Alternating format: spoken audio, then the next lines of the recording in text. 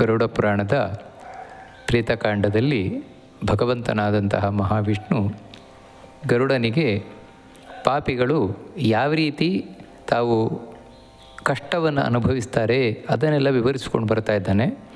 ಅದರಲ್ಲಿ ಯಾವ ಪಾಪ ಮಾಡಿದವರು ಯಮ ಮಾರ್ಗದಲ್ಲಿ ತಾವು ಶಿಕ್ಷೆಯನ್ನು ಅನುಭವಿಸ್ತಾರೆ, ವೈತರಣಿ ನದಿಯಲ್ಲಿ ತಾವು ಶಿಕ್ಷೆಯನ್ನು ಅನುಭವಿಸ್ತಾರೆ, ಅದನ್ನು ತಿಳಿಸ್ಕೊಂಡು ಬಂದ. ಆನಂತರ ಯಾರು ಅದೊಂದು ಬೋರೆ ಮರದ ಕಥೆಯನ್ನು ಹಿಂದೆ ಭಗವಂತ ಹೇಳಿದ್ದ. ಆ ಮರದ ಕೆಳಗೆ ಅವನನ್ನು ತಲೆಕೆಳಗಾಗಿ ಕಟ್ಟಾಕಿ ಸಿಕ್ಕಾಪಟ್ಟೆ ಹೊಡಿತಾರೆ, ಅದು ಅತ್ಯಂತ ಕಾವಿನಿಂದ ಕೂಡಿದ ಮರ, ಈ ರೀತಿಯೆಲ್ಲ ಹೇಳಿದ. ಅದಕ್ಕೆ ವಿಶೇಷವಾಗಿ ಕೆಲವು ಪಾಪ ಮಾಡಿದವರಿದ್ದಾರೆ ಅಂತ ಹೇಳ್ತಾರೆ. ವಿಶೇಷವಾಗಿ ಕೆಲವು ಪಾಪ ಮಾಡಿದವರನ್ನು ಈ ಬೋರೆ ಮರದ ಕೆಳಗೆ ಕಟ್ಟಿ ಹಾಕಿ ತಲೆ ಕೆಳಗಾಗಿ ಹೊಡಿತಾರೆ. ಎಂತೆಂಥ ಪಾಪ ಮಾಡಿದವರು ಅಂದರೆ ಕೂಟ ಸಾಕ್ಷ್ಯ ಪ್ರದಾತಾರ, ಕೂಟ ಧರ್ಮಪರಾಯಣ, ಛಲೇನಾರ್ಜನ ಸಂಸಕ್ತ, ಚೌರ್ಯವೃತ್ಯಾತ ಜೀವಿನಃ. ಯಾರು ಸುಳ್ಳು ಸಾಕ್ಷಿ ಹೇಳ್ತಾರೆ, ಕೋರ್ಟಿನಲ್ಲಿ ಸುಳ್ಳು ಸಾಕ್ಷಿ ಹೇಳುವವರು, ಸುಳ್ಳು ಸಾಕ್ಷಿ ಹೇಳಿ ಒಬ್ಬನ ಜೀವನ ಹಾಳು ಮಾಡುವಂಥವರು, ಇಂಥವರನ್ನು ಆ ಬೋರೆ ಮರದ ಕೆಳಗೆ ತಲೆ ಕೆಳಗಾಗಿ ಕಟ್ಟಾಕಿ ಸಂಕೋಲೆಗಳಿಂದ ಆಮೇಲೆ ಸಿಕ್ಕಾಪಟ್ಟೆ ಹೊಡಿತಾರೆ. ನಾವು ಅದನ್ನೇ ಹಿಂದೆ ಕೇಳಿದ್ವು ಹಾಗೆ ಅಂತ. ಅದೇ ರೀತಿ ಕೂಟ ಧರ್ಮಪರಾಯಣ ಅಂತ. ಕೂಟ ಧರ್ಮಪರಾಯಣ ಅಂದರೆ ಸುಳ್ಳು ಧರ್ಮದಲ್ಲೇ ನಿರತರಾದವರು.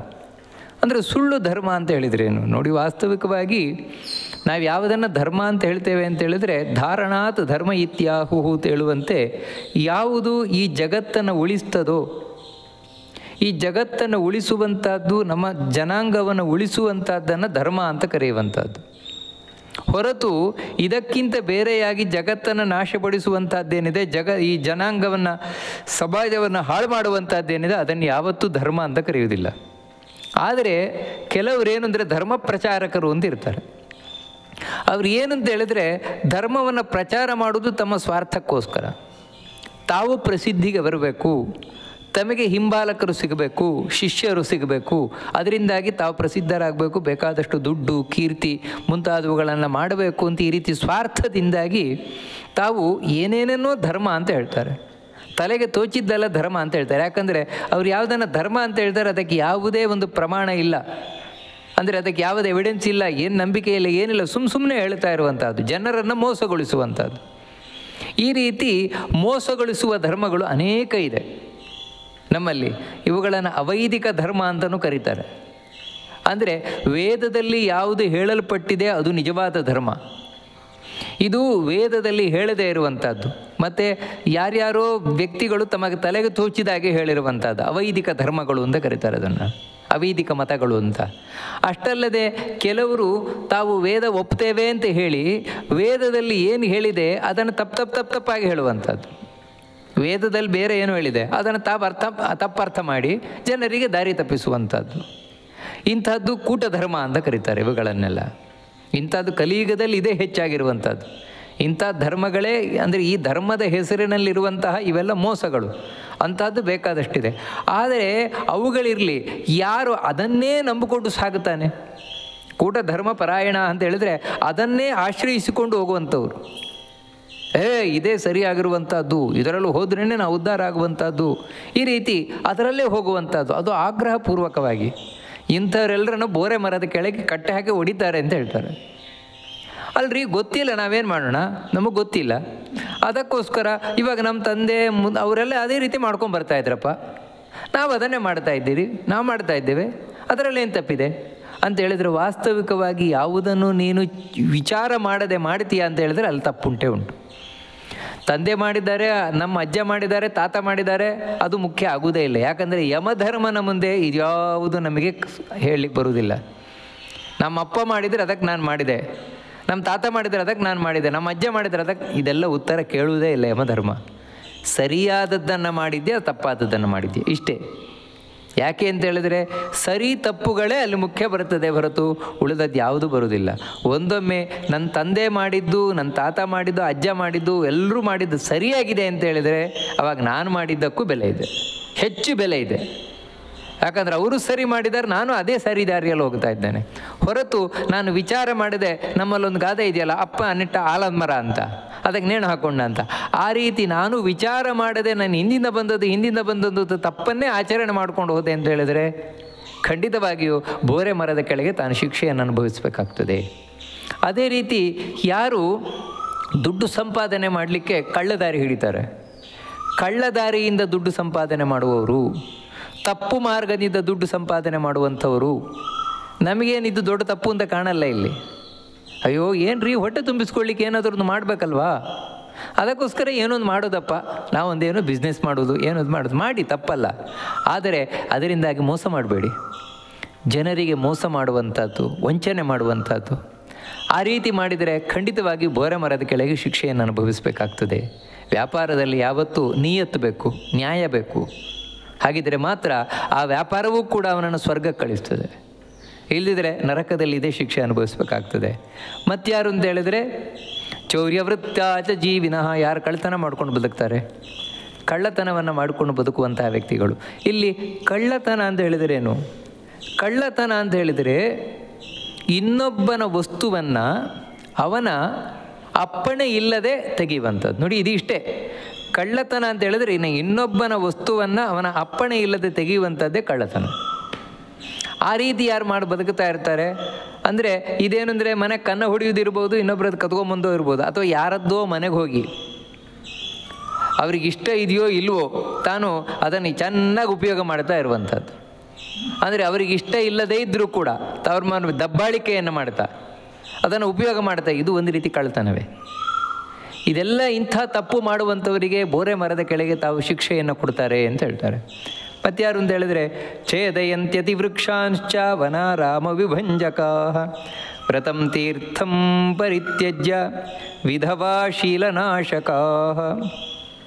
ಇನ್ಯಾರು ಅಂತ ಹೇಳಿದರೆ, ಯಾರು ದೊಡ್ಡ ದೊಡ್ಡ ಮರಗಳು ಚೆನ್ನಾಗಿ ಬೆಳೆದು ನಿಂತಿದೆ, ಆ ಮರಗಳನ್ನು ಕಡಿತಾರೆ. ಮರಗಳನ್ನು ಕಡಿಯುವಂಥ ಮಂದಿ ಅದು ವಿನಾಕಾರಣ, ಏನೋ ಅಂಥ ಪ್ರಬಲವಾದ ಕಾರಣ ಇದ್ದಾಗ ಎಷ್ಟು ಸಾಧ್ಯ ಉಂಟೋ ಅಷ್ಟು ಮರವನ್ನು ನಾವು ಉಳಿಸ್ಲಿಕ್ಕೆ ನೋಡಬೇಕು. ಕಡೆಗೆ ಸಾಧ್ಯವೇ ಇಲ್ಲ ಅಂತ ಹೇಳಿದಾಗ ಅದರ ಬಗ್ಗೆ ನೂರಾರು ಪ್ರಾರ್ಥನೆಯನ್ನು ಮಾಡಿಕೊಂಡು ಇನ್ನೊಂದು ಕಡೆ ಮರವನ್ನು ನೆಟ್ಟು ಇಲ್ಲಿ ಮರ ಕಡಿಬೇಕೇ ಹೊರತು ಅದೆಲ್ಲ ಏನಿಲ್ಲ. ಕಡದು ಹಾಕ್ತಾ ಇರೋ ಮರವನ್ನು ಯಾರು ಕಡದು ಹಾಕ್ತಾ ಇರ್ತಾರೆ ದೊಡ್ಡ ದೊಡ್ಡ ಮರಗಳನ್ನು, ಅವರನ್ನು ಈ ಬೋರೆ ಮರದ ಕೆಳಗೆ ಕಟ್ಟಿ ಹಾಕಿ ಹೊಡಿತಾರೆ ಅಂತ ಹೇಳ್ತಾರೆ. ಇನ್ಯಾರು ಅಂತ ಹೇಳಿದರೆ, ಯಾರು ಕಾಡನ್ನು ನಾಶ ಮಾಡ್ತಾರೆ, ಅದೇ ರೀತಿ ಉದ್ಯಾನವನವನ್ನು ನಾಶ ಮಾಡ್ತಾರೆ, ಒಳ್ಳೆ ಫಲಭರಿತವಾದಂತಹ ತೋಟವನ್ನು ನಾಶ ಮಾಡ್ತಾರೆ, ಅಂಥ ವ್ಯಕ್ತಿಗಳನ್ನು ಬೋರೆ ಮರದ ಕೆಳಗೆ ಕಟ್ಟಿ ಹಾಕಿ ಹೊಡಿತಾರೆ ಅಂತ ಹೇಳ್ತಾರೆ. ಅದೇ ರೀತಿ ಯಾರು ವ್ರತವನ್ನು ನಾಶ ಮಾಡ್ತಾನೆ ಅಂದರೆ, ಯಾರೋ ವ್ರತ ಮಾಡ್ತಾ ಇದ್ದಾರೆ, ಏನೋ ವ್ರತ ಹಿಡಿದಿದ್ದಾರಪ್ಪ, ಆ ವ್ರತ ಮಾಡ್ತಾ ಇದ್ದಾರೆ, ಆ ವ್ರತಕ್ಕೆ ಭಂಗವನ್ನು ಉಂಟು ಮಾಡುವಂಥದ್ದು. ಇನ್ಯಾವುದು ತೀರ್ಥಕ್ಷೇತ್ರವನ್ನು ಹಾಳು ಮಾಡುವಂಥವರು. ಅಂದರೆ ತೀರ್ಥಕ್ಷೇತ್ರವನ್ನು ಹಾಳು ಮಾಡುವುದು ಅಂತ ಹೇಳಿದರೆ ಅಲ್ಲಿ ಯಾರು ದೈತ್ಯರಾಗಿ ಹೋಗಿ ಅಲ್ಲಿರುವವರಿಗೆಲ್ಲ ಹೊಡೆದು ಬಡಿದು ಮುಂತಾದವುಗಳನ್ನು ಮಾಡಿ ಹಾಗೆ ಮಾಡಬೇಕು ಅಂತಿಲ್ಲ. ತೀರ್ಥಕ್ಷೇತ್ರದಲ್ಲೇ ಇದ್ದುಕೊಂಡು ಅದರ ಪಾವಿತ್ರ್ಯವನ್ನು ಹಾಳು ಮಾಡು ಅಂತ ಹೇಳಿದರೆ ಆ ತೀರ್ಥಕ್ಷೇತ್ರವನ್ನು ಕಮರ್ಷಿಯಲ್ ಆಗಿ ಮಾಡು, ಬರೀ ವಾಣಿಜ್ಯೀಕರಣ ಮಾಡುವಂಥದ್ದು. ತೀರ್ಥಕ್ಷೇತ್ರಗಳನ್ನು ಕೂಡ ಬರೀ ದುಡ್ಡು ದುಡ್ಡು ದುಡ್ಡು ದುಡ್ಡು, ಪ್ರತಿಯೊಂದಕ್ಕೂ ದುಡ್ಡು ದುಡ್ಡು, ಈ ರೀತಿ ಯಾರು ಮಾಡ್ತಾನೆ ಆ ವ್ಯಕ್ತಿಯು ಕೂಡ ಪಾಪಿ ಅವನು. ವಾಸ್ತವಿಕವಾಗಿ ತೀರ್ಥಕ್ಷೇತ್ರ ಅನ್ನುವಂಥದ್ದು ಒಬ್ಬ ವ್ಯಕ್ತಿಗೆ ಮನಸ್ಸಿಗೆ ಶಾಂತಿ ಕೊಡುವಂತಿರಬೇಕು. ಅಲ್ಲಿ ದುಡ್ಡಿನ ವ್ಯವಹಾರವೇ ಇರಬಾರ್ದು ನಿಜವಾಗ್ಲೂ. ಮತ್ತೇನೆಂದರೆ, ಒಬ್ಬ ವ್ಯಕ್ತಿ ಶಾಂತಿಯನ್ನು ಅರಸಿ ಅಂಥ ತೀರ್ಥಕ್ಷೇತ್ರಗಳಿಗೆ ಹಿಂದೆ ಹೋಗ್ತಾ ಇದ್ದ, ಅಲ್ಲಿ ಕೂತು ಅವನು ಆರಾಮಾಗಿ ಧ್ಯಾನ ಮಾಡ್ತಾ, ಯಾವುದೇ ಇದಿಲ್ಲ ತನ್ನ ಪಿತೃಗಳಿಗೆ ಪಿಂಡದಾನಾದಿಗಳನ್ನು ಮಾಡ್ತಾ ಈ ರೀತಿ ಆರಾಮಾಗಿರ್ತಾ ಇದ್ದ. ತೀರ್ಥಕ್ಷೇತ್ರಗಳಲ್ಲೂ ಕೂಡ ಅಂಥ ಯಾರು ಬರ್ತಾರೆ ಯಾತ್ರಿಕರಿಗೆ ಬೇಕಾದಂತಹ ಸೌಲಭ್ಯಗಳನ್ನು ಹಿಂದೆ ರಾಜ ಮಹಾರಾಜರುಗಳು ಕರುಣಿಸ್ತಾ ಇದ್ದಾರೆ. ಅದಕ್ಕೋಸ್ಕರ ಅಲ್ಲಿ ಧರ್ಮಛತ್ರಗಳನ್ನು ಕಟ್ಟಿಸಿ ಅವರಿಗೆ ಫ್ರೀಯಾಗಿ ಊಟ ಮುಂತಾದವುಗಳನ್ನೆಲ್ಲ ಈ ರೀತಿಯಲ್ಲ, ಅದ್ಯಾವುದು ಇಲ್ಲದೆ ಕೇವಲ ದುಡ್ಡು ದುಡ್ಡು ದುಡ್ಡು, ಈ ರೀತಿ ಯಾರು ಮಾಡ್ತಾನೆ ತೀರ್ಥಕ್ಷೇತ್ರ ಹಾಳು ಮಾಡ್ತಾನೆ ಅಂಥ ವ್ಯಕ್ತಿಗೂ ಕೂಡ ಬೋರೆ ಮರದ ಕೆಳಗೆ ಶಿಕ್ಷೆ ಇದೆ ಅಂತ ಹೇಳ್ತಾರೆ. ಮತ್ತಾರು ಅಂತ ಹೇಳಿದರೆ ವಿಧವಾ ಶೀಲನಾಶಕಾ, ವಿಧವೆಯರು. ಯಾರು ಪತಿಯನ್ನು ಇದ್ದಾರೆ ವಿಧವೆಯರು, ಆ ವಿಧವೆಯರಿಗೆ ನಮ್ಮ ಕೈಲಾದಷ್ಟು ಸಹಾಯವನ್ನು ಮಾಡಬೇಕು, ಸಹಕಾರವನ್ನು ಕೊಡಬೇಕು.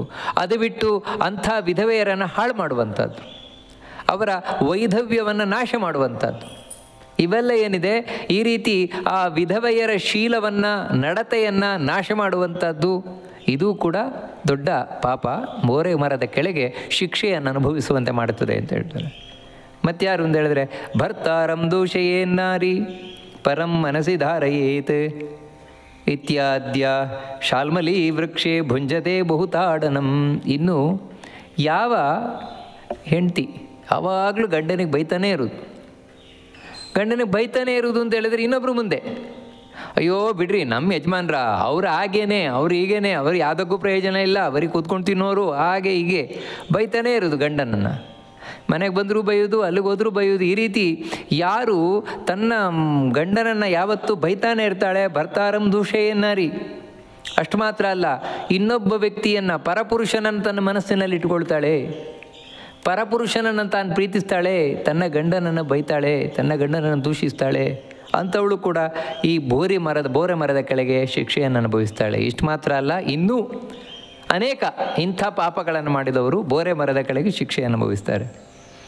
ಆಮೇಲೆ ಅಲ್ಲಿಂದ ತಗೊಂಡು ಹೋಗಿ ನರಕಕ್ಕೆ ಹಾಕ್ತಾರೆ. ಆ ನರಕದಲ್ಲಿ ವಿಶೇಷವಾಗಿ ಶಿಕ್ಷೆಯನ್ನು ಅನುಭವಿಸುವಂಥವ್ರು ಯಾರು? ಇದನ್ನೆಲ್ಲ ತೀರಿಸಿಕೊಂಡು ಅಂತ ಹೇಳಿದರೆ ಅದಕ್ಕೆ ಹೇಳ್ತಾರೆ, ನಾಸ್ತಿಕ ಭಿನ್ನ ಮರ್ಯಾದಾ ಕದರಿಯ ವಿಷಯಾತ್ಮಕ ದಾಂಭಿಕಾಶ್ಚ ಕೃತಘ್ನಾಶ್ಚ ತೇವೈ ನರಕಗಾಮಿನಃ. ನರಕಕ್ಕೆ ಪ್ರವೇಶ ಮಾಡುವವನಲ್ಲಿ ಮೊದಲಿರುವವನೇ ನಾಸ್ತಿಕ. ಯಾರು ನಾಸ್ತಿಕ ಇದ್ದಾನೆ ಅಂಥವನು ನರಕವನ್ನು ಪ್ರವೇಶ ಮಾಡಿ ನಾನಾ ವಿಧವಾದ ಹಿಂಸೆಯನ್ನು ಅನುಭವಿಸ್ತಾನೆ, ಶಿಕ್ಷೆಯನ್ನು.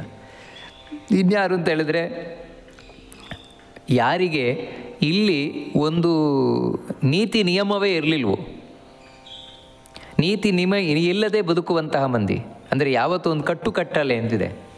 ಆ ಕಟ್ಟುಕಟ್ಟಲೆಯಲ್ಲಿ ಬದುಕಬೇಕಾದದ್ದು ನಾವು. ನೋಡಪ್ಪ ಹೀಗೆ ಇರಬೇಕು, ಇವಾಗ ಹೆಣ್ಮಕ್ಳು ಅಂದರೆ ಹೀಗೆ ಇರಬೇಕು, ಪುರುಷರು ಅಂದರೆ ಹೀಗೆ ಇರಬೇಕು, ಹೆಂಡತಿ ಅಂದರೆ ಹೀಗಿರಬೇಕು, ಗಂಡ ಅಂದರೆ ಹೀಗಿರಬೇಕು. ಈ ರೀತಿ ಪ್ರತಿಯೊಂದಕ್ಕೂ ಒಂದು ಹೀಗೆ ಇರಬೇಕು ಅಂತಿದೆ. ಮಕ್ಕಳು ಅಂದರೆ ಹೀಗೆ ಇರಬೇಕು, ಎಲ್ಲ ಒಂದು ನಿಯಮ ಇದೆ. ಇದೇ ನಮ್ಮ ಒಂದು ಧರ್ಮದ ವೈಶಿಷ್ಟ್ಯ, ಅದೇನಿಲ್ಲ. ಮತ್ತೇನು ಅಂತ ಹೇಳಿದರೆ, ನನಗೆ ಖುಷಿ ಬಂದಾಗಿರ್ತೇನೆ ನಾನು. ಈ ರೀತಿ ಯಾವುದೇ ಧಾರ್ಮಿಕವಾದ ಕಟ್ಟಳೆಗಳಿಲ್ಲದೆ ತಾವಿಲ್ಲಿ ಸ್ವೇಚ್ಛದಿಂದ ಬದುಕುತ್ತಾ ಇದ್ದಂತಹ ಮಂದಿ. ಯಾವ ರೀತಿ ಇವತ್ತು ಪಾಶ್ಚಾತ್ಯ ಸಂಸ್ಕೃತಿ ಇದೆ, ಪಾಶ್ಚಾತ್ಯ ಸಂಸ್ಕೃತಿಯಲ್ಲಿ ಸ್ವೇಚ್ಛಾವೃತ್ತಿ, ಆ ರೀತಿ ಯಾರು ಬದುಕುತ್ತಾ ಇರ್ತಾರೆ ಅಂಥವರು ನರಕದಲ್ಲಿ ಹೋಗಿ ಬೀಳ್ತಾರೆ. ಮತ್ತಾರು ಅಂತ ಹೇಳಿದರೆ ಕದರಿಯಾಹ, ಜಿಪುಣರು. ಒಂದು ಚೂರು ಪೈಸವನ್ನು ಧರ್ಮಕ್ಕಾಗಲಿ ದೇವರಿಗಾಗಲಿ ಸಮಾಜಕ್ಕಾಗಿ ಉಪಯೋಗ ಮಾಡದೆ ಕೇವಲ ಸ್ವಾರ್ಥಕ್ಕಾಗಿ ಉಪಯೋಗ ಮಾಡುವಂಥವರು, ಮತ್ತು ಅದು ಬಿಚ್ಚಲ್ಲ, ದುಡ್ಡು ಬಿಚ್ಚಲ್ಲ ಇಂಥ ವ್ಯಕ್ತಿಗಳು. ಮತ್ತು ಬರೀ ಯಾರು ಈ ಜೀವನ ಅಂತ ಹೇಳಿದರೆ ಮೋಜು ಮಾಡಲಿಕ್ಕೆ ಇರುವುದು ಅಂತ ಯಾರು ತಿಳ್ಕೊಂಡಿರ್ತಾರೆ, ಮೋಜು ಮಸ್ತಿ ಅದಕ್ಕಾಗೇ ಬದುಕಿರುವಂಥದ್ದು. ಅದಕ್ಕೇನು ಅಂತ ಹೇಳಿದ್ರೆ ಎಂಜಾಯ್ ಮಾಡು. ಇದೇ ರೀತಿ ಯಾರು ತಿಳ್ಕೊಂಡು ಬದುಕ್ತಾ ಇರ್ತಾರೆ ಇಂಥವ್ರು ನರಕಕ್ಕೆ ಹೋಗಿ ಬೀಳ್ತಾರೆ. ಇನ್ನೊರು ಡಂಭಾಚಾರ ಯಾರು ಮಾಡ್ತಾರೆ, ಒಳಗೊಂದು ಹೊರಗೊಂದು, ಹೊರಗಿನಿಂದ ಭಾರೀ ಧರ್ಮಾಚರಣೆ, ಒಳಗಿನಿಂದ ನಾಸ್ತಿಕತೆ, ಈ ರೀತಿ ಯಾರಿರ್ತಾನೋ ಅಂತಹ ವ್ಯಕ್ತಿ. ಇನ್ನು ಕೃತಘ್ನಾಶ್ಚ, ಮಾಡಿದ ಉಪಕಾರವನ್ನು ಮರೆಯುವ ವ್ಯಕ್ತಿ. ಇವರಲ್ಲ, ದೇವರನ್ನೇ ಮರೆಯುವವನು.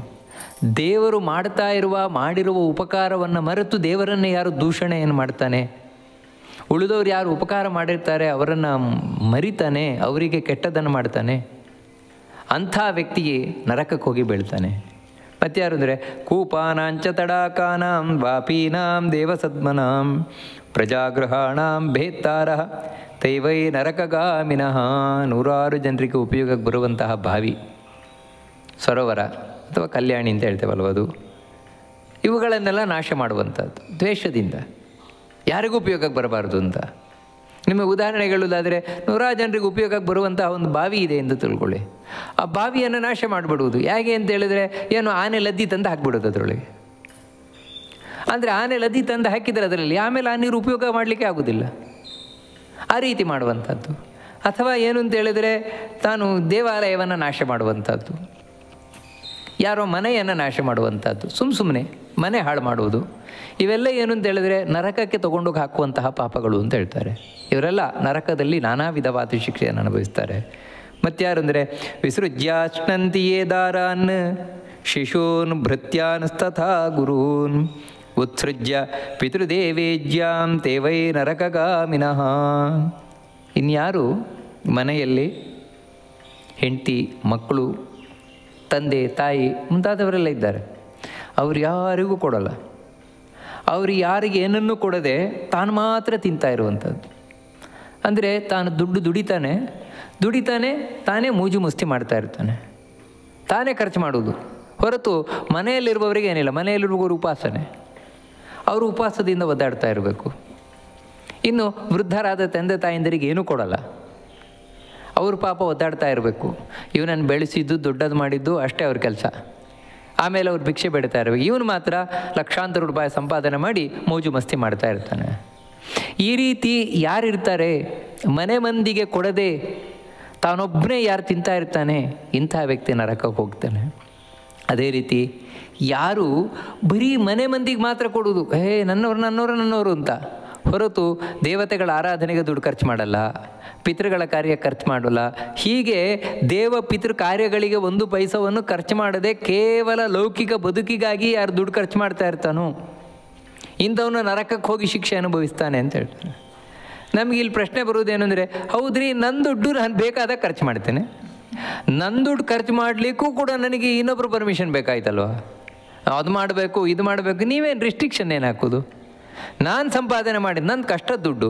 ಇವಾಗ ನಾನು ಏನು ಶಾಸ್ತ್ರದಿಂದ ದುಡ್ಡು ಸಂಪಾದನೆ ಮಾಡಿದ್ದೆ ಅಂತ ಹೇಳಿದ್ರೆ ಇವಾಗ ಶಾಸ್ತ್ರ ಕೊಡಬೇಕು ಅಂತ ಏನಿಲ್ಲ, ನಾನೇ ಕಷ್ಟಪಟ್ಟಿದ್ದು ನಾನೇ ಸಂಪಾದನೆ ಮಾಡಿದ್ದು. ಅದಕ್ಕೆ ಇನ್ನೊಬ್ರಿಗೆ ಯಾಕೆ ಕೊಡ್ಬೇಕು? ನಾನು ದೇವ್ರಿಗೆ ಯಾಕೆ ಕೊಡ್ಬೇಕು ರೀ? ಪಿತೃಗಳಿಗೆ ಯಾಕೆ ಕೊಡಬೇಕು? ಯಾರು ದೇವ್ರಿಗೆ ಕೊಡ್ತಾರೆ ಅಂದರೆ ಅವ್ರು ಖುಷಿ, ಅವ್ರಿಗೇನು ಖುಷಿ ಕೊಡಬೇಕು ಅಂದಿದೆ ಕೊಡ್ತಾರಷ್ಟೇ. ಈ ರೀತಿ ಸಾಮಾನ್ಯವಾಗಿ ಒಂದು ಪ್ರಶ್ನೆ ಬರಲಿಕ್ಕೆ ಸಾಧ್ಯತೆ ಉಂಟು.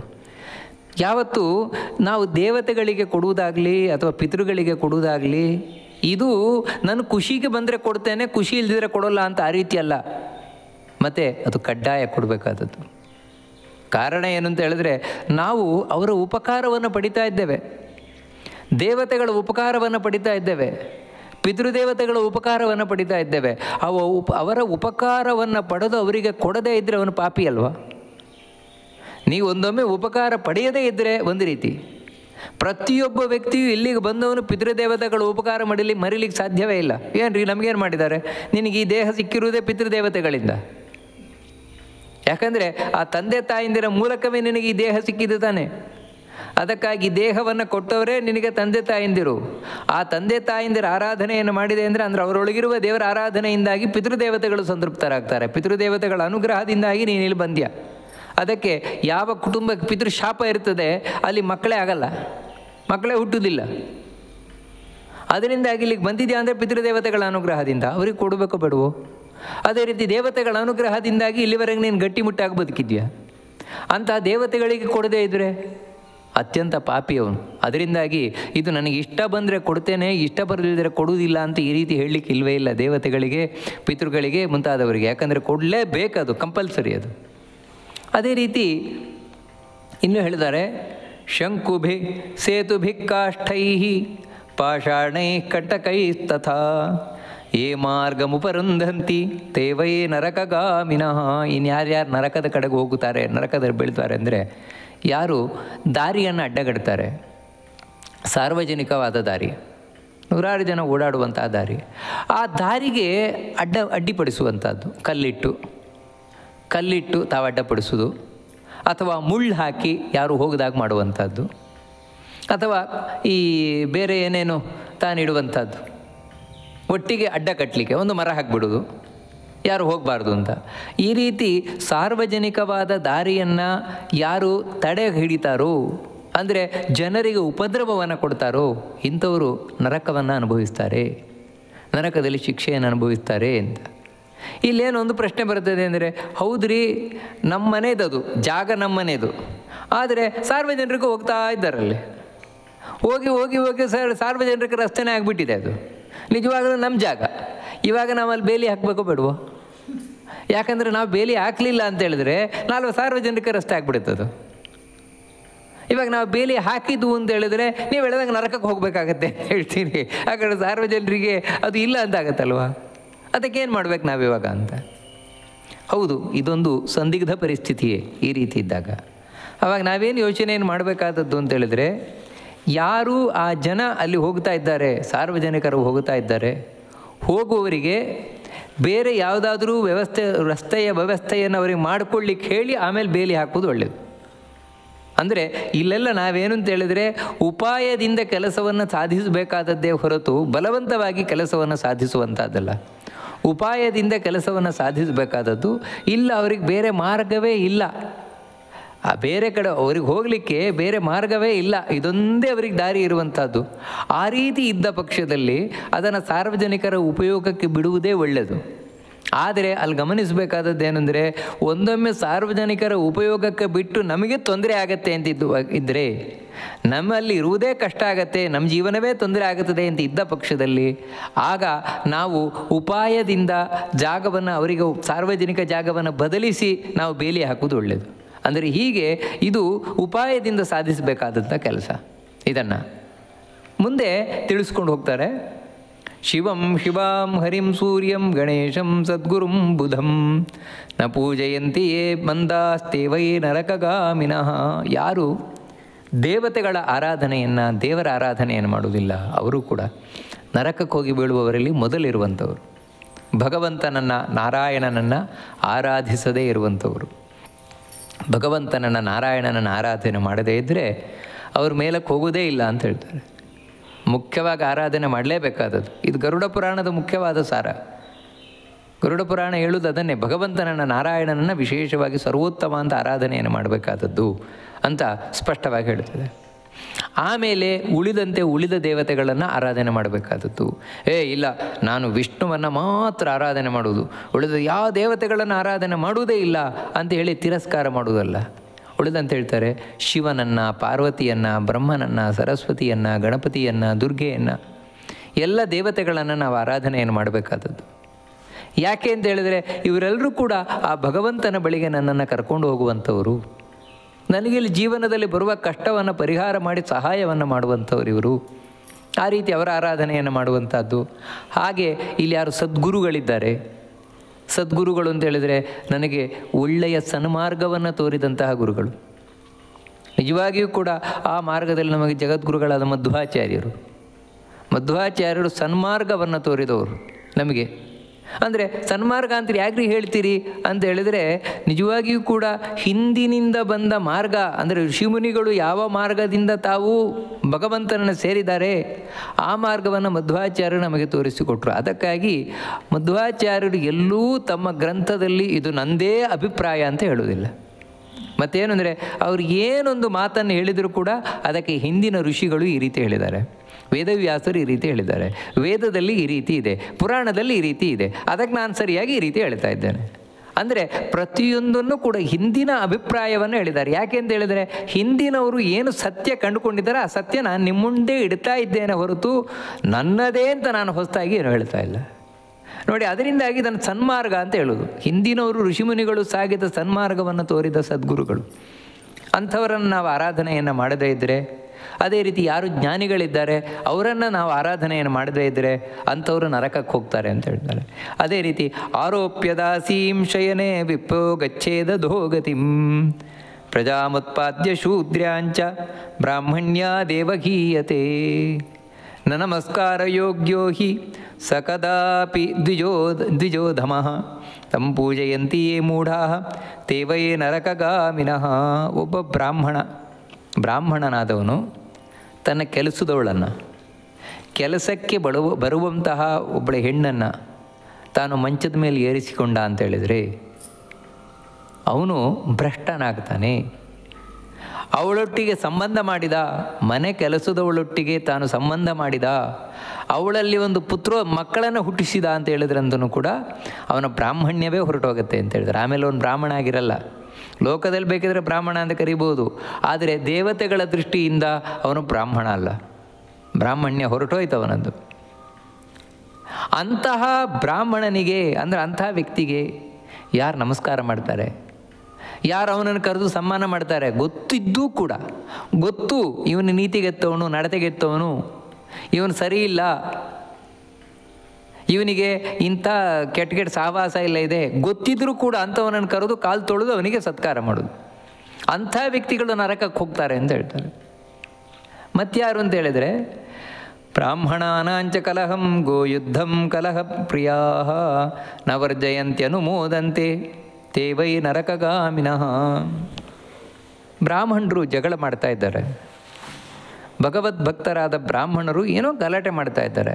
ಆ ಗಲಾಟೆ ನೋಡ್ಕೊಂಡು ಖುಷಿ ಪಡೋದು, ನಾನು ಇಲ್ಲಿವರೆಗೆ ಕಾಯ್ತಾ ಇದ್ದೆ, ಇವ್ರು ಯಾವಾಗ ಇವರಿಬ್ಬರು ಜಗಳ ಮಾಡ್ಕೊಳ್ತಾರೆ ಅಂತ. ಮಾಡ್ಕೊಳ್ಳಿ ಚೆನ್ನಾಗಿ ಜಗಳ ಮಾಡ್ಕೊಳ್ಳಿ ಅಂಥೇಳಿ ಆ ಜಗಳವನ್ನು ನೋಡ್ತಾ ತಾನು ಖುಷಿ ಪಡುವಂಥದ್ದು. ಇಂಥ ವ್ಯಕ್ತಿ ಏನಿದ್ದಾನೆ ಇವನು ನರಕಕ್ಕೆ ಹೋಗ್ತಾನೆ ಅಂತ. ಇಲ್ಲಿ ನಮಗೇನು ಕಾಣುತ್ತೆ ಅಂದರೆ, ಇಲ್ರಿ ಯಾವುದೋ ಬ್ರಾಹ್ಮಣರು ಅವ್ರ ಪಾಡಿಗೆ ಅವ್ರು ಜಗಳ ಮಾಡ್ಕೊಳ್ತಾ ಇರ್ತಾರೆ, ನಾವು ಯಾಕೆ ನರಕಕ್ಕೆ ಹೋಗಬೇಕು, ನಾವೇನಲ್ಲಿ ಮಾಡಬೇಕಾಗಿದೆ, ಹೋಗಿ ಅವ್ರ ಪಾಡಿಗೆ ಅವ್ರು ಜಗಳ ಮಾಡ್ಕೊಳ್ತಾ ಇರ್ತಾರೆ ಅಂತ ನಾವು ಎಣಿಸ್ಬೋದು. ಹೌದು, ವಾಸ್ತವಿಕವಾಗಿ ಸಮಾಜದಲ್ಲಿ ಜವಾಬ್ದಾರಿಯುತವಾದ ಸ್ಥಾನದಲ್ಲಿರುವವರು ಬ್ರಾಹ್ಮಣರು. ಯಾಕಂತ ಹೇಳಿದ್ರೆ ಹಿಂದೆ ಬ್ರಾಹ್ಮಣರು ಸಮಾಜಕ್ಕೆ ಮಾರ್ಗದರ್ಶನ ಮಾಡ್ತಾ ಇದ್ದವರು. ಮಾರ್ಗದರ್ಶನ ಮಾಡುವಂತಹ ವ್ಯಕ್ತಿ ತಾಳು ಯಾವತ್ತೂ ಆದರ್ಶವಾಗಿರಬೇಕು. ಯಾಕಂದರೆ ಅವರು ಆದರ್ಶವಾಗಿದ್ದಾಗ ಮಾತ್ರ ಸಮಾಜದ ಉಳಿದವರು ಅವರನ್ನು ತಾವು ಹಿಂಬಾಲಿಸ್ಕೊಂಡು ಹೋಗ್ಲಿಕ್ಕಾಗುತ್ತೆ. ಅದು ಬಿಟ್ಟು ಯಾರು ಆದರ್ಶಪ್ರಾಯರಾಗಬೇಕಾಗಿತ್ತೋ ಅವರೇ ತಾವು ಬೀದಿ ಜಗಳ ಕೇಳಿದ್ರು ಅಂತ ಹೇಳಿದ್ರೆ, ಆ ಸಂದರ್ಭದಲ್ಲಿ ಉಳಿದವರಿಗೆ ಇವರು ಏನು ಮಾರ್ಗದರ್ಶನ ಮಾಡ್ತಾರೆ? ಉಳಿದವರು ಇವರಿಂದ ಏನು ಕಲೀಲಿಕ್ಕೆ ಸಾಧ್ಯ ಉಂಟು? ಅದಕ್ಕೋಸ್ಕರ ಈ ಬ್ರಾಹ್ಮಣರು ತಾವಾಗಿ ಕಚ್ಚಾಡಿಕೊಳ್ಳಿಕ್ಕೆ, ಅಂದರೆ ಸಾರ್ವಜನಿಕವಾಗಿ ಕಚ್ಚಾಡಿಕೊಳ್ಳಿಕ್ಕೆ ಯಾವತ್ತೂ ಬಿಡಬಾರ್ದು. ಒಂದೊಮ್ಮೆ ಆ ರೀತಿ ಆಗ್ತಾ ಇದೆ ಅಂತ ಹೇಳಿದ್ರೆ ಇದು ಅವರ ಸ್ವಂತದ್ದಲ್ಲ, ಮತ್ತೇನೆಂದರೆ ಇದು ಸಮಾಜದ ಮೇಲೆ ದುಷ್ಪರಿಣಾಮ ಉಂಟು ಮಾಡ್ತದೆ. ಸಮಾಜ ನಾಳೆ ಇಂಥವರ ಮಾತನ್ನು ಕೇಳುವುದಿಲ್ಲ, ಇವರೇ ಸರಿ ಇಲ್ಲ, ನಮಗೇನು ಹೇಳಲಿಕ್ಕೆ ಬರ್ತಾರೆ ಅಂತ. ಆದಾಗ ನಾಳೆ ಸಮಾಜಕ್ಕೆ ಮಾರ್ಗದರ್ಶನ ಮಾಡುವವರೇ ಇಲ್ಲ ಅಂತ ಆಗೋಗುತ್ತೆ, ಸಮಾಜ ಹಾಳಾಗೋಗುತ್ತೆ. ಅಂದರೆ ಈ ಸಮಾಜದ ಮೇಲಿನ ಕಾಳಜಿಯಿಂದಾಗಿ ನಾವು ಈ ರೀತಿ ಬ್ರಾಹ್ಮಣರು ಹೊಡೆದಾಡಿಕೊಳ್ಳುವುದನ್ನು, ಜಗಳ ಆಡ್ಕೊಳ್ಳೋದನ್ನು ತಪ್ಪಿಸಬೇಕು. ಆ ರೀತಿ ತಪ್ಪಿಸ್ತಾ ಇದ್ದರೆ ಅವನು ನರಕಕ್ಕೆ ಹೋಗ್ತಾನೆ. ಅಂದರೆ ಅದನ್ನು ನೋಡಿ ಯಾರು ಎಂಜಾಯ್ ಮಾಡ್ತಾನೆ, ಅದಕ್ಕಿನ್ನೂ ಯಾರು ಪುಷ್ಟಿ ಕೊಡ್ತಾನೆ, ಅಂದರೆ ಇನ್ನೂ ಯಾರು ಒಗ್ಗರಣೆ ಆಗ್ತಾನೆ ಅಂತ ಜಗಳಕ್ಕೆ ಆಡ್ಕೊಳ್ಳಿ, ಇನ್ನೂ ಮಾಡಿ ಮಾಡಿ ಮಾಡಿ ಅಂತ ಅವರದ್ದು ಇವ್ರಿಗೆ ಹೇಳ್ಕೊಡೋದು, ಇವರದ್ದು ಅವ್ರಿಗೆ ಹೇಳ್ಕೊಡೋದು, ಈ ರೀತಿ ಇವನ್ನ ನರಕಕ್ಕೆ ಹೋಗ್ತಾನೆ. ಅದೇ ರೀತಿ ಗೋವುಗಳು ಯುದ್ಧ ಮಾಡ್ಕೊಳ್ತಾ ಇದ್ದೇವೆ, ಗೋವು ಜಗಳ ಮಾಡ್ಕೊಳ್ತಾ ಇದ್ದಾವೆ, ಹಸುಗಳು ಅಂದರೆ ಖಂಡಿತವಾಗಿ ಅದನ್ನು ನಿಲ್ಲಿಸಬೇಕು ಒಂದೊಮ್ಮೆ. ಯಾಕಂದರೆ ಕೆಲವು ಸಲ ಈ ಗೂಳಿ ಕಾಳಗ ಶುರುವಾಗೋದುಂಟು. ಈ ಗೂಳಿ ಕಾಳಗ ಶುರುವಾಗಿ ಅವುಗಳು ಪರಸ್ಪರ ಹೊಡೆದಾಡ್ಕೊಳ್ತಾ ಇದ್ದರೆ ಅದನ್ನು ನೋಡಿ ಖುಷಿ ಪಡುವಂಥದ್ದೇನಿದೆ, ಇದು ಕೂಡ ತಪ್ಪು. ಯಾಕಂದರೆ ಅದರಿಂದ ಯಾವುದೇ ಒಂದು ಗೂಳಿಗೆ ಗಾಯ ಆಯಿತು, ನೋವಾಯಿತು ಅಂತ ಹೇಳಿದರೂ ಕೂಡ ಅದರ ತಾಪ ಇವನಿಗೆ ಬರ್ತದೆ. ಅದು ಅತ್ಯಂತ ಪೂಜ್ಯವಾದ ಪ್ರಾಣಿ ಗೋವುಗಳು, ಎಲ್ಲ ದೇವತೆಗಳ ಸನ್ನಿಧಾನವನ್ನು ಹೊಂದಿರುವಂತಹ ಪ್ರಾಣಿ. ಅದಕ್ಕೋಸ್ಕರ ಅದು ಕೂಡ ಜಗಳ ಮಾಡ್ಕೊಳ್ಳಿಕ್ಕೆ ಬಿಡಬಾರ್ದು. ಅದನ್ನು ಯಾರು ನೋಡಿಕೊಂಡು ಸುಮ್ಮನೆ ಕೂತು ಎಂಜಾಯ್ ಮಾಡ್ತಾ ಇರ್ತಾನೆ ಅವನು ನರಕದಲ್ಲಿ ಶಿಕ್ಷೆಯನ್ನು ಅನುಭವಿಸ್ತಾನೆ ಅಂತ ಹೇಳ್ತಾರೆ. ಮತ್ಯಾರು ಅಂತ ಹೇಳಿದರೆ, ಅನನ್ಯ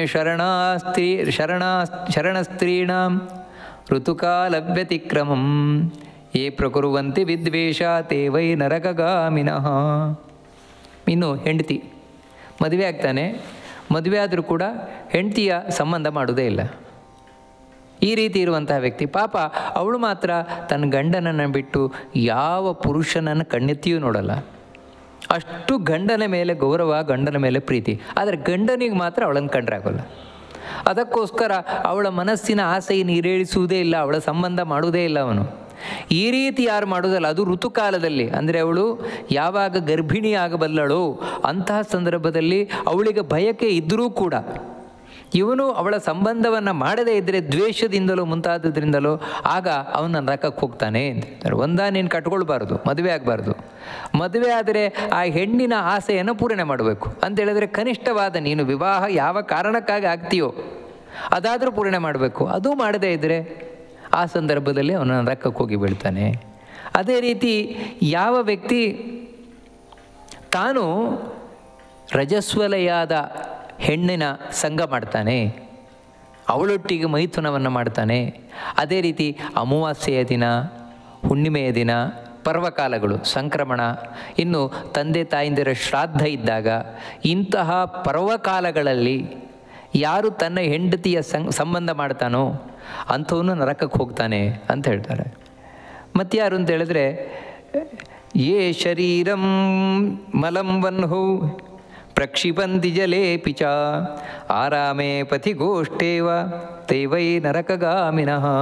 ನಮ್ಮ ಮೈಯ ಕೊಳೆಯನ್ನು ಯಾರು ನೀರಿನಲ್ಲಿ ಬೆಂಕಿಯಲ್ಲಿ ಹಾಕ್ತಾರೆ, ಅಂದರೆ ನೀರಿನಲ್ಲಿ ಬೆಂಕಿಯಲ್ಲಿ ಅಂತ ಹೇಳಿದ್ರೆ ಇವಾಗ ನಾನು ಕೂದಲನ್ನೆಲ್ಲ ಕಟ್ ಮಾಡೋದು, ಕೂದಲನ್ನು ಕಟ್ ಮಾಡಿ ಬೆಂಕಿಗೆ ಹಾಕೋದು, ಅದನ್ನು ಬೆಂಕಿಗೆ ಹಾಕಿ ಸುಡುವಂಥದ್ದು.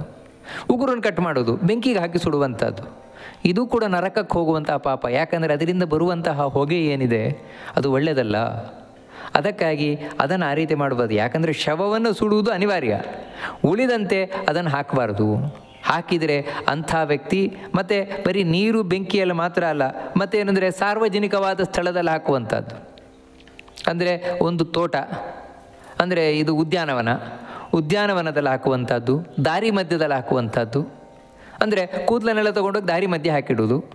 ಇಂಥವರೆಲ್ಲ ಏನಿದ್ದಾರೆ ಇವರು ನರಕಕ್ಕೆ ಹೋಗಿ ಬೀಳ್ತಾರೆ. ಅದೇ ರೀತಿ ತಾನು ಹಟ್ಟಿಯಲ್ಲಿ ಹಾಕಿಡುವುದು, ಗೋವುಗಳ ಹಟ್ಟಿಯಲ್ಲಿ ಹಾಕಿಡುವುದು. ಅದೇ ರೀತಿ ಮಲ ವಿಸರ್ಜನೆಯನ್ನು ಯಾರು ನೀರಿನಲ್ಲಿ ಮಾಡ್ತಾನೆ, ಬೆಂಕಿಯಲ್ಲಿ ಮಾಡ್ತಾನೆ, ಅಂದರೆ ಬೆಂಕಿಯಲ್ಲಿ ಮಾಡುವುದು ಅಂತ ಹೇಳಿದ್ರೆ ಮತ್ತೆ ತಗೊಂಡೋಗಿ ಬೆಂಕಿಗೆ ಹಾಕೋದು ಮಲವನ್ನು. ಅದೇ ರೀತಿ ಯಾವ ವ್ಯಕ್ತಿ ಹಟ್ಟಿಯಲ್ಲಿ ಮಾಡ್ತಾನೆ ಮಲ ವಿಸರ್ಜನೆಯನ್ನು, ಅದೇ ರೀತಿ ಸಾರ್ವಜನಿಕವಾದ ದಾರಿಯಲ್ಲಿ ಮಾಡ್ತಾನೆ, ಇಂಥ ವ್ಯಕ್ತಿಗಳೆಲ್ಲರೂ ನರಕಕ್ಕೆ ಹೋಗ್ತಾರೆ ಇವರು ಅಂತ ಹೇಳ್ತಾರೆ. ಅಷ್ಟು ಮಾತ್ರ ಅಲ್ಲ, ಇನ್ನು ನೀರಿನಲ್ಲಿ ತನ್ನ ಮೈಯ ಕೊಳೆಯನ್ನು ಬಿಡುವುದು ಅಂತ ಹೇಳಿದ್ರೆ ಇವಾಗ ನದಿ ಮುಂತಾದವುಗಳಲ್ಲಿ ಸೋಪ್ ಹಾಕೊಂಡು ಸ್ನಾನ ಮಾಡುವುದು, ಇದು ಕೂಡ. ಇನ್ನು ನದಿ ಮುಂತಾದವುಗಳಲ್ಲಿ ಬಟ್ಟೆ ಒಗೆಯುವುದು, ಸೋಪ್ ಹಾಕಿ ಬಟ್ಟೆ ಒಗೆಯುವುದು. ವಾಸ್ತವಿಕವಾಗಿ ನದಿ ಮುಂತಾದ ಸಾರ್ವಜನಿಕ ಉಪಯೋಗ ಸ್ಥಳ ಏನಿದೆ ಆ ನೀರನ್ನು ನಾವು ಎಷ್ಟು ಸಾಧ್ಯ ಉಂಟು ಅಷ್ಟು ಶುದ್ಧವಾಗಿ ಇಟ್ಕೊಳ್ಬೇಕು. ಯಾಕಂದರೆ ಅದು ಎಲ್ಲರೂ ಕುಡಿಯುವ ನೀರದು, ನೂರಾರು ಸಾವಿರಾರು ಜನರ ಕುಡಿಯುವ ನೀರು. ಆ ಕುಡಿಯುವ ನೀರಿನಲ್ಲಿ ನಾನು ನನ್ನ ಮಲ ವಿಸರ್ಜನೆಯನ್ನು ಮಾಡಿದೆ, ನನ್ನ ಎತ್ತನ್ನು ತೊಗೊಂಡೋಗಿ ತೊಳೆದೆ, ಲಾರಿಯನ್ನು ತೊಗೊಂಡೋಗಿ ತೊಳೆದೆ, ಅಲ್ಲಿ ನಾನು ಬಟ್ಟೆಯನ್ನು ಒಗೆದೆ, ಈ ರೀತಿಯೆಲ್ಲ ಮಾಡಿದೆ ಅಂದರೆ ಮತ್ತೆ ಆ ನೀರು ನಾವೇ ಕುಡಿಯೋದಲ್ವ. ಅದಕ್ಕೋಸ್ಕರ ಅಂಥ ನೀರನ್ನು ಯಾರು ಹಾಳು ಮಾಡ್ತಾರೆ, ಬೆಂಕಿಯನ್ನು ಯಾರು ಹಾಳು ಮಾಡ್ತಾರೆ, ಸಾರ್ವಜನಿಕವಾದ ಸ್ಥಳವನ್ನು ಯಾರು ಹಾಳು ಮಾಡ್ತಾರೆ, ಇಂಥ ಕೊಳೆಗಳನ್ನು ಹಾಕಿ ಅಂಥವರು ನರಕದಲ್ಲಿ ಶಿಕ್ಷೆಯನ್ನು ಅನುಭವಿಸಬೇಕಾಗ್ತದೆ ಅಂತ ತಿಳಿಸ್ಕೊಂಡು ಹೋಗ್ತಾರೆ. ಅದೇ ರೀತಿ ಶಸ್ತ್ರಾಣ ಯೇ ಚ ಕರ್ತಾರಃ ಶರಾಣಾಂ ಧನುಷಾ ತಥಾ ವಿಕ್ರೇತಾರಶ್ಚ ಯೇ ತೇಷಾಂ ದೇವೈ ನರಕಗಾಮಿನಃ. ಯಾರು ಶಸ್ತ್ರಗಳನ್ನು ತಯಾರು ಮಾಡ್ತಾರೆ ಅಂಥವರು ಅಂತೇಳಿದರೆ ಚಾಕು, ಚೂರಿ, ಕತ್ತಿ ಮುಂತಾದವುಗಳನ್ನು ತಯಾರು ಮಾಡ್ತಾರೆ. ಅದೇ ರೀತಿ ಬಿಲ್ಲು, ಬಾಣ ಮುಂತಾದವುಗಳನ್ನು, ಇವರೆಲ್ಲರೂ ನರಕಕ್ಕೆ ಹೋಗ್ತಾರೆ ಅಂತ. ಅಯ್ಯೋ ಬೇಡವಾಗಿದ್ರವೆಲ್ಲ ನೀವೇ ಅಲ್ಲ, ಇಂಥದ್ದೆಲ್ಲ ನಮಗೆ ಉಪಯೋಗಕ್ಕೆ ಇದೆಯಲ್ವಾ, ಹಾಗಿರ್ಬೇಕಾದ್ರೆ ನೀವು ಅದನ್ನು ತಯಾರು ಮಾಡಬಾರ್ದು ಅಂತ ಹೇಳಿದ್ರೆ ಏನು ರೀ ಅರ್ಥ ಅಂತ ಹೇಳಿದರೆ, ನೋಡಿ ವಾಸ್ತವಿಕವಾಗಿ ಯಾರಿಗೆ ಉಪಯೋಗ ಇದೆಯೋ ಅವರಿಗೆ ಮಾತ್ರ ತಯಾರು ಮಾಡಿ ಕೊಡುವಂಥದ್ದು ಯೋಗ್ಯವಾದದ್ದು. ಇವಾಗ ಸೈನ್ಯ, ಹಿಂದಿನ ಕಾಲದಲ್ಲಿ ಸೈನ್ಯಕ್ಕೆ ಕತ್ತಿಯ ಉಪಯೋಗ ಇತ್ತು. ಸೈನ್ಯಕ್ಕೆ ಕತ್ತಿಯನ್ನು ತಾನು ತಯಾರು ಮಾಡಿಕೊಡುವಂಥದ್ದು ಯುಕ್ತವೇ, ಯಾಕಂದರೆ ಅದರಿಂದಾಗಿ ದೇಶದ ರಕ್ಷಣೆ ಆಗುತ್ತೆ. ಅದೇ ರೀತಿ ಇವಾಗ ಕತ್ತಿ ಯಾರು ತೋಟದಲ್ಲಿ ಕೆಲಸ ಮಾಡ್ತಾನೆ ಅವನಿಗೆ ಅಗತ್ಯ ಇದೆ, ಅವನಿಗೆ ಕತ್ತಿ ಬೇಕಾ ಅವನಿಗೆ ತಯಾರು ಮಾಡಿಕೊಡುವಂಥ, ಅದು ಈ ರೀತಿ ಯಾರಿಗೆ ಅವಶ್ಯಕತೆ ಇದೆ ಅವರಿಗೆ ಮಾತ್ರ ಮಾಡಿಕೊಡುವುದು. ಅದಕ್ಕಿಂತ ಹೆಚ್ಚಿನದು ಇದೇನಂದರೆ ತಯಾರು ಮಾಡಿಕೊಡುವುದು. ಕಡೆಗೆ ಏನು ಅಂತ ಹೇಳಿದರೆ ಇದು ಕಳ್ಳರಿಗೂ ಸಿಗತ್ತೆ, ರೌಡಿಗೂ ಸಿಗತ್ತೆ. ಅದರಿಂದಾಗಿಯೇ ತಾವು ಜನರನ್ನು ಹೆದರಿಸಿ ಬೆದರಿಸಿ ಜನರಿಗೆ ಅನ್ಯಾಯವನ್ನು ಮಾಡಲಿಕ್ಕೆ ಸಾಧ್ಯವಾಗುತ್ತೆ. ಈ ರೀತಿ ಯಾರು ಮಾಡ್ತಾ ಇರ್ತಾರೆ ಅಂಥ ವ್ಯಕ್ತಿಗಳು ನರಕದಲ್ಲಿ ಬೀಳ್ತಾರೆ. ಅಂದರೆ ಅವರಿಗಾಗಿ ತಾವು ಶಸ್ತ್ರಾಸ್ತ್ರಗಳನ್ನು ತಯಾರು ಮಾಡಿಕೊಡುವಂಥವರು, ಕಳ್ಳ ಕಾಕರಿಗೋಸ್ಕರ, ದರೋಡೆಕೋರರಿಗೋಸ್ಕರ, ಅದೇ ರೀತಿ ಯಾರು ಈ ಉಗ್ರರಿದ್ದಾರೆ ಅವರಿಗೋಸ್ಕರ ಇವರೆಲ್ಲ ನರಕಕ್ಕೆ ಹೋಗಿ ಬೀಳ್ತಾರೆ ಅಂತ ಹೇಳ್ತಾರೆ. ಮತ್ತಾರು ಅಂತ ಹೇಳಿದರೆ ಚರ್ಮ ವಿಕ್ರಯಿಣೋ ವೈಶ್ಯಾ ಕೇಶ ವಿಕ್ರಯಕ ಸ್ತ್ರೀಯ ವಿಷ ವಿಕ್ರಯಣ ಸರ್ವೇ ತೇವೈ ನರಕಗಾಮಿನಃ. ಇನ್ನು ವೈಶ್ಯ ಜಾತಿಯವರು ವ್ಯಾಪಾರ ಮಾಡ್ಬೋದು, ಆದರೆ ಚರ್ಮ ವ್ಯಾಪಾರ ಮಾಡಬಾರ್ದು ಅಂತ ಹೇಳ್ತಾರೆ. ಯಾವ ವೈಶ್ಯ ಜಾತಿಯಲ್ಲಿ ಬಂದ ವ್ಯಕ್ತಿ ಚರ್ಮ ವ್ಯಾಪಾರ ಮಾಡ್ತಾನೆ ಅವನು ನರಕಕ್ಕೆ ಹೋಗಿ ಬೀಳ್ತಾನೆ. ಅದೇ ರೀತಿ ಯಾವ ಹೆಣ್ಣುಮಕ್ಕಳು ವೇಶ್ಯಾವಾಟಿಕೆಯಲ್ಲಿ ನಿರತರಾಗ್ತಾರೆ, ಸೂಳೆಗಾರಿಕೆ, ಅಂಥವರು ನರಕಕ್ಕೆ ಹೋಗಿ ಬೀಳ್ತಾರೆ ಅಂತ ಹೇಳ್ತಾರೆ. ಅಂದರೆ ವೇಶ್ಯಾವಾಟಿಕೆಯಲ್ಲಿ ನಿರತರಾದವರು ಅಂದರೆ ತಾವಾಗಿಯೇ ತಮ್ಮ ಮೈಯನ್ನು ಒಡ್ಡಿಕೊಂಡವರು ದುಡ್ಡಿನ ಆಸೆಯಿಂದ. ಬಲವಂತವಾಗಿ ವೈಶ್ಯರಾದವರಲ್ಲ, ಕೆಲವರು ಬಲವಂತವಾಗಿ ವೈಶ್ಯರಾಗುವುದುಂಟು. ಯಾಕಂದರೆ ಅವರಿಗೇನು ಸಾಧ್ಯವೇ ಇಲ್ಲ, ಅಲ್ಲಿಂದ ಹೊರಗೆ ಬರಲಿಕ್ಕೆ ಆಗಲ್ಲ, ಆ ರೀತಿ ಸಿಕ್ಕಾಕ್ಕೊಂಡಿರ್ತಾರೆ. ಇದಾಗಲ್ಲ, ಇದೇನು ಅಂದರೆ ಬೇಕು ಅಂತ 10 ಜನರ ಮುಂದೆ ತನ್ನ ಮೈಯನ್ನು ತೋರಿಸಿಕೊಳ್ಳುವಂಥದ್ದು, ಅವರನ್ನು ಆಕರ್ಷಣೆ ಮಾಡುವಂಥದ್ದು, ಆಮೇಲೆ ದುಡ್ಡಿಗೋಸ್ಕರ ತನ್ನ ಮೈಯನ್ನು ಮಾರ್ಕೊಳ್ಳುವಂಥದ್ದು. ಇಂಥವರು ನರಕದಲ್ಲಿ ಶಿಕ್ಷೆಯನ್ನು ಅನುಭವಿಸ್ತಾರೆ.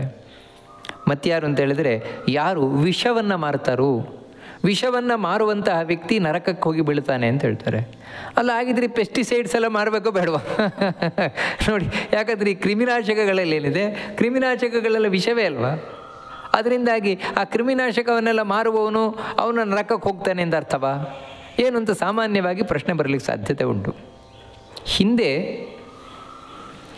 ಕ್ರಿಮಿಗಳಿಗಾಗಲಿ ಯಾವುದಕ್ಕಾಗಲಿ ನಾಶ ಮಾಡಲಿಕ್ಕೆ ಯಾವ ದ್ರಾವಣವನ್ನು ಉಪಯೋಗ ಮಾಡಿದರೂ ಕೂಡ ಅದರಿಂದ ಮನುಷ್ಯರಿಗೆ ಕೆಡಕಾಗಬಾರದು, ಆ ರೀತಿ ಉಪಯೋಗ ಮಾಡ್ತಾಯಿದ್ರು.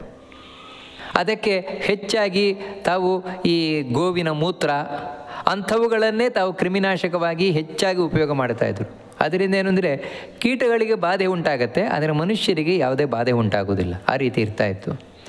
ಆದರೆ ಯಾವಾಗ ಮನುಷ್ಯ ಕೇವಲ ಸ್ವಾರ್ಥಿಯಾದ, ಕ್ರೂರಿಯಾದ ಅಂಥ ಸಂದರ್ಭದಲ್ಲಿ ಅವನು ಏನನ್ನೂ ಯೋಚನೆ ಮಾಡಲಿಲ್ಲ. ಕಡೆಗೆ ಏನು ಅಂತ ಹೇಳಿದರೆ ವಿಷವನ್ನೇ ತಾನು ಬಳಸ್ಲಿಕ್ಕೆ ಶುರು ಮಾಡಿದ. ಆ ಕಾರಣದಿಂದಾಗಿ ಏನಂತ ಹೇಳಿದರೆ ಆ ವಿಷ ಅಂದರೆ ನಾವೇನು ಈ ಕ್ರಿಮಿನಾಶಕಗಳು ಅಂತ ಹೇಳ್ತೇವೆ, ಅದು ಕೇವಲ ಕ್ರಿಮಿಗಳನ್ನು ನಾಶ ಮಾಡೋದು ಮಾತ್ರ ಅಲ್ಲ, ನಮ್ಮನ್ನು ನಾಶಪಡಿಸ್ತದೆ. ಯಾಕಂದರೆ ನಾವು ಈ ದವಸ ಧಾನ್ಯಗಳ ಮೇಲೆ, ಹಣ್ಣುಗಳ ಮೇಲೆ ಅವುಗಳನ್ನು ಸಿಂಪಡಿಸಿದಾಗ ಅದರ ಪ್ರಭಾವ ನಮ್ಮ ಮೇಲೆ ಹಾಗೆ ಆಗುತ್ತೆ. ಯಾಕಂದರೆ ಅಲ್ಲಿದ್ದೇ ಇರ್ತದಲ್ವ, ಅದು ಆ ವಿಷ ಇದ್ದೇ ಇರ್ತದಲ್ವ ಅದರ ಮೇಲೆ. ಅದಕ್ಕಾಗಿಯೇ ಇವತ್ತು ವಿಜ್ಞಾನವೂ ಹೇಳುವಂತೆ ನಾವು ಆಹಾರದೊಟ್ಟಿಗೆ ವಿಷವನ್ನು ಸ್ವೀಕಾರ ಮಾಡ್ತಾ ಇದ್ದೇವೆ ಅಂತ. ಅದು ಸತ್ಯವಾದ ಮಾತು. ಈ ಕಾರಣದಿಂದಾಗಿ ಯಾವುದೇ ವಿಧವಾದಂತಹ ವಿಷವನ್ನು ಮಾರುವಂಥದ್ದಂದರೆ ಯಾವ ವಿಷ ಅಂತ ಹೇಳಿದರೆ ಮಾರಕವಾದ ವಿಷ. ಮಾರಕವಾದ ವಿಷವನ್ನು ಮಾರುವಂಥದ್ದು ನರಕಕ್ಕೆ ಕಾರಣವಾಗುವಂತಹ ಪಾಪವೇ ಆಗ್ತದೆ. ಮತ್ತೇನು ಅಂತ ಹೇಳಿದರೆ ಒಂದೊಮ್ಮೆ ಎಂಥ ವಿಷ ಅಂತೇಳಿದರೆ ಮೈಲ್ಡ್ ಅಂತ ಹೇಳ್ತೇವಲ್ವ, ಆ ರೀತಿಯದ್ದು ಅಂದರೆ ಮನುಷ್ಯನಿಗೆ ಹಾನಿಕಾರಕವಾಗದೇ ಇರುವಂತಹ ಯಾವ ಪದಾರ್ಥಗಳಿದೆ ಅಂತಹ ಕ್ರಿಮಿನಾಶಕಗಳಿದ್ದರೆ ಅದು ತೊಂದರೆ ಇಲ್ಲ. ಆದರೆ ಯಾವುದು ಮನುಷ್ಯನಿಗೆ ಅತ್ಯಂತ ಹಾನಿಕಾರಕವಾಗಿದೆಯೋ ಅದನ್ನು ಮಾರಾಟ ಮಾಡುವಂಥದ್ದು ತಪ್ಪೇ, ಯಾವತ್ತಿಂದ ಯಾವತ್ತಿಗೂ ಕೂಡ. ಮತ್ತು ಯಾವುದು ಅಂತ ಹೇಳಿದ್ರೆ ಅನಾಥಂ ನಾನು ಕಂಪಂತೆ ಯೇ ಸತಾಂ ದ್ವೇಷಕಾರಕಾ ವಿನಾಪರಾಧಂಡಂಧಂತಿ ತೇವೈ ನರಕಗಾಮಿನಃ. ಯಾರಾದರೂ ಅನಾಥರಿದ್ದರೆ ಅನಾಥರನ್ನು ಕಂಡಾಗ ಕರುಣೆ ಬಾರದೇ ಇರುವುದು. ಅಯ್ಯೋ ಪಾಪ, ಏನು ಯಾರೂ ಇಲ್ಲ ರೀ ಅವರಿಗೆ, ಏನಾದರೂ ನಮ್ಮ ಕೈಲಾದ ಸಹಾಯ ಮಾಡೋಣ, ಏನಿಲ್ಲ, ಅವನ ಹಣೆ ಬರ, ನಾವೇನು ಮಾಡಲಿಕ್ಕಾಗತ್ತೆ, ಅವನ ಹಣೆ ಬರ ಬಿದ್ದುಕೊಂಡಿರಲಿ ಅಂತ ಹೇಳಿ ಅನಾಥರನ್ನು ಕಂಡರೂ ಕೂಡ ಕರುಣೆಯನ್ನು ಬರದೇ ಇರುವಂತಹ ವ್ಯಕ್ತಿ. ಅದೇ ರೀತಿ ಸಜ್ಜನರನ್ನು ದ್ವೇಷ ಮಾಡುವಂತಹ ವ್ಯಕ್ತಿ, ಅಪರಾಧವನ್ನು ಮಾಡದೆ ಶಿಕ್ಷಿಸುವಂತಹ ವ್ಯಕ್ತಿ, ಇವರೆಲ್ಲರೂ ನರಕಕ್ಕೆ ಹೋಗ್ತಾರೆ. ಮತ್ತಾರು ಅಂತ ಹೇಳಿದ್ರೆ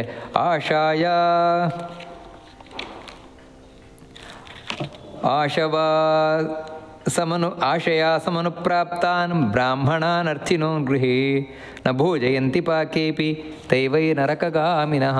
ಮಧ್ಯಾಹ್ನದ ವೇಳೆಯಲ್ಲಿ ಯಾರೋ ಮನೆಗೆ ಬಂದರು, ವಿಶೇಷವಾಗಿ ಬ್ರಾಹ್ಮಣರು. ಮನೆಗೆ ಬಂದ ಉದ್ದೇಶವೇ ಇವ್ರ ಮನೆಯಲ್ಲಿ ಮಧ್ಯಾಹ್ನದ ವೇಳೆಲ್ಲ ಊಟ ಹಾಕದೆ ಕಳಿಸೋದಿಲ್ಲ ಅಂತ. ಮನೆಯಲ್ಲಿ ಊಟ ಇದೆ, ಮಾಡಿದ್ದಿದೆ, ಇದ್ದರೂ ಕೂಡ ಹಾಕಲ್ಲ ನೋಡಿ. ಮನೆಯಲ್ಲಿ ಊಟ ಇದ್ದರೂ ಹಾಕಲ್ಲ. ಈ ರೀತಿ ಮಧ್ಯಾಹ್ನದ ವೇಳೆಯಲ್ಲಿ ಬಂದವರಿಗೆ ಯಾರು ಊಟವನ್ನು ಹಾಕದೆ ಆಹಾರವನ್ನು ಕೊಡದೆ ಕಳಿಸ್ಕೊಡ್ತಾರೋ ಅಂಥವರು ನರಕಕ್ಕೆ ಹೋಗಿ ಬೀಳ್ತಾರೆ. ಇನ್ನೆಂಥವ್ರು ನರಕಕ್ಕೆ ಹೋಗ್ತಾರೆ ಅಂತ ಹೇಳಿದರೆ ಸರ್ವಭೂತೇಶ್ವ ವಿಶ್ವಾಸ ತಥಾ ತೇಷು ವಿನಿರ್ದಯಾ ಸರ್ವಭೂತೇಷು ಜಿಹ್ಮಾಹೇತೆ ವೈ ನರಕಗಾಮಿನಃ. ಯಾರಲ್ಲೂ ವಿಶ್ವಾಸ ಇಲ್ಲ, ಡೌಟ್, ಎಲ್ಲರ ಮೇಲೂ ಸಂಶಯ ಸಂಶಯ ಸಂಶಯ. ಇದನ್ನೇ ಕೃಷ್ಣ ಭಗವದ್ಗೀತೆಯಲ್ಲಿ ಹೇಳ್ತಾನೆ, ಸಂಶಯಾತ್ಮ ವಿನಶ್ಯತಿ ಅಂತ. ಎಲ್ಲರ ಮೇಲೂ ಡೌಟ್, ಎಲ್ಲರ ಮೇಲೂ ಡೌಟ್. ಎಲ್ಲಿಗೆ ಈ ರೀತಿ ಇದ್ದರೆ ಬದುಕಲಿಕ್ಕಾಗತ್ತಾ? ಅವನಿಗೆ ಇಲ್ಲೂ ಸುಖ ಇಲ್ಲ, ಸತ್ ಮೇಲೂ ಸುಖ ಇಲ್ಲ, ಸತ್ ಮೇಲೂ ನರಕಕ್ಕೆ ಹೋಗಿ ಬೀಳ್ತಾನೆ ಇಂಥ ವ್ಯಕ್ತಿ. ಮತ್ತೇನು ಅಂತ ಹೇಳಿದ್ರೆ ಯಾವಾಗಲೂ ಈ ಮನುಷ್ಯನಿಗೆ ಸಂಶಯ ಇದೆ ಅಂತ ಹೇಳಿದ್ರೆ ಮುಂದಿನ ಏನಂದರೆ ಎಲ್ರಿಗೂ ಬೈತಾನೆ ಇರು, ಯಾವತ್ತೂ ವಿನಿಂದಕಾಹ ಅಂತ ಅಂದರೆ ಬೈತಾನೆ ಇರುವುದು. ಮತ್ತು ಯಾರ ಮೇಲೂ ದಯ ಅನ್ನೋದೇ ಇಲ್ಲ, ಕರುಣೆ ಅನ್ನೋದೇ ಇಲ್ಲ, ಯಾರ ಮೇಲೂ ಕರುಣೆ ಇಲ್ಲ. ಅಂದರೆ ಮಹಾ ಕಟುಕರು ಅಂತ ನಾವು ಕರಿತೇವಲ್ವ, ಇಂಥವ್ರನ್ನ ಕಟುಕರು ಅಂತ ಹೇಳುವಂಥದ್ದು. ಎಲ್ರಿಗೂ ಮೋಸ ಮಾಡುತ್ತೆ ಜೀವನದಲ್ಲಿ, ಇಂಥವರು ನರಕಕ್ಕೆ ಹೋಗಿ ಬೀಳ್ತಾರೆ ಅಂತ ಹೇಳ್ತಾರೆ. ಇನ್ನೇನು ಅಂದರೆ ತಾನೇ ಒಂದು ನಿಯಮ ಮಾಡುವುದು, ಎಲ್ಲರೂ ಹೀಗೆ ಇರಬೇಕು, ಎಲ್ಲ ಹೀಗೆ ಮಾಡ್ಬೋದು, ತಾನೇ ಕಾನೂನು ಮಾಡೋದು. ಆ ಕಾನೂನನ್ನು ಮೊದಲೇ ಅದನ್ನು ತಾನೇ ಕೆಡಿಸುವಂಥದ್ದು. ಅಂದರೆ ನಮ್ಗೆ ಅದೆಲ್ಲ ಏನಿಲ್ಲ, ನಿಮಗೆ ಮಾತ್ರ ಕಾನೂನು, ನಿಮಗೆ ಮಾತ್ರ, ನಮಗಿಲ್ಲ. ಯಾಕಂದರೆ ನಾವು ಕಾನೂನು ಮೀರಿ ನಿಂತವರು. ಈ ರೀತಿ ತಾನೇ ಮಾಡಿದ ಕಾನೂನನ್ನು ಯಾರು ತಾನೇ ಉಲ್ಲಂಘನೆಯನ್ನು ಮಾಡ್ತಾನೋ ಅಂಥ ವ್ಯಕ್ತಿ ನರಕದಲ್ಲಿ ಹೋಗಿ ಬೀಳ್ತಾನೆ.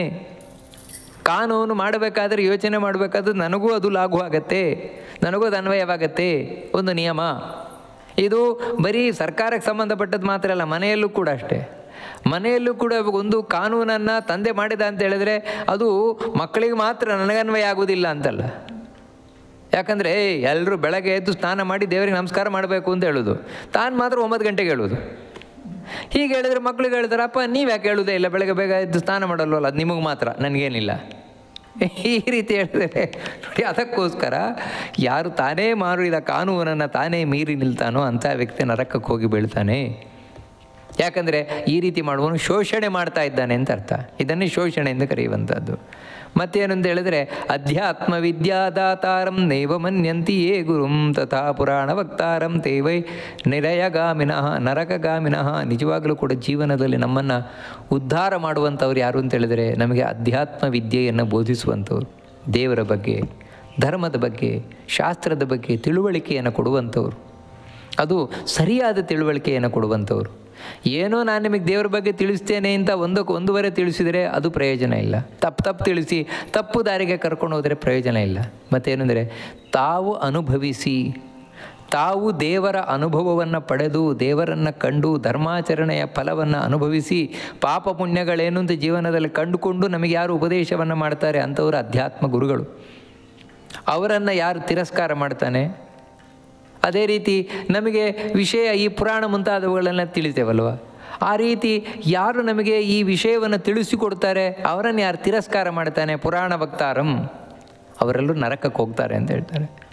ಅದೇ ರೀತಿ ಮಿತ್ರದ್ರೋಹಕರಾಯೇ ಚ ಪ್ರೀತಿಚ್ಛೇದಕರಾಶ್ಚಯೇ ಆಶಾಚ್ಛೇದಕರಾಯೇತೆ ಯೇ ಚ ತೇ ವೈ ನರಕಗಾಮಿನಃ. ಮಿತ್ರದ್ರೋಹವನ್ನು ಮಾಡುವವನು, ಅದೇ ರೀತಿ ಪ್ರೀತಿ ಮಾಡಿದರೆ ತಾವು ತುಂಬ ಪಾಪ ಪ್ರೀತಿ ಮಾಡ್ತಾರೆ, ಪ್ರೀತಿ ಮಾಡುವವನನ್ನು ತಾನು ದ್ವೇಷ ಮಾಡುವುದು, ಪ್ರೀತಿಸುವವರನ್ನು ದ್ವೇಷ ಮಾಡುವಂಥದ್ದು.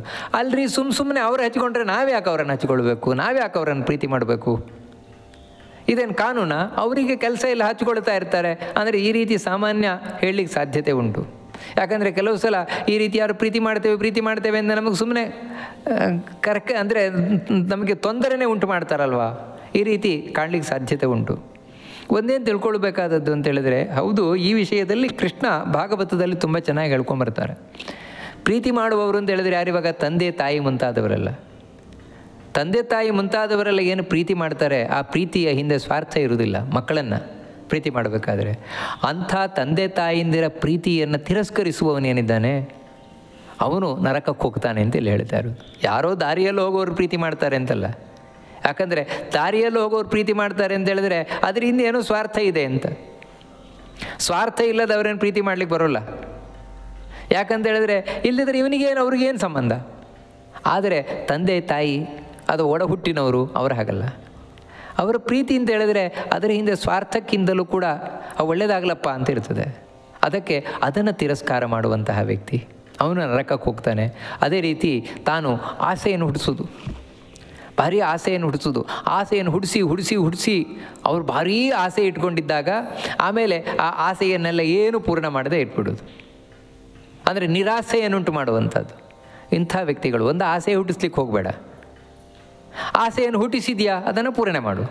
ಆ ರೀತಿ ಇಲ್ಲದೆ ಇದ್ದರೆ ಇಂಥವ್ರು ನರಕಕ್ಕೆ ಹೋಗ್ತಾರೆ ಅಂತ ಹೇಳ್ತಾರೆ. ಹಾಗೆಯೇ ಯಾರು ಒಂದು ವಿವಾಹವಾಗ್ತಾ ಇದೆ, ಆ ವಿವಾಹಕ್ಕೆ ಅಡ್ಡಗಾಲ ಹಾಕುವವನು, ಅದೇ ರೀತಿ ಯಾವುದು ದೇವಸ್ಥಾನದಲ್ಲಿ ಉತ್ಸವ ನಡೀತಾ ಇದೆ, ಆ ಉತ್ಸವಕ್ಕೆ ಅಡ್ಡಗಾಲ ಹಾಕುವವನು, ಅಂದರೆ ಉತ್ಸವ ನಡೆಯದಾಗಬೇಕು, ವಿವಾಹ ನಡೆಯದಾಗಬೇಕು.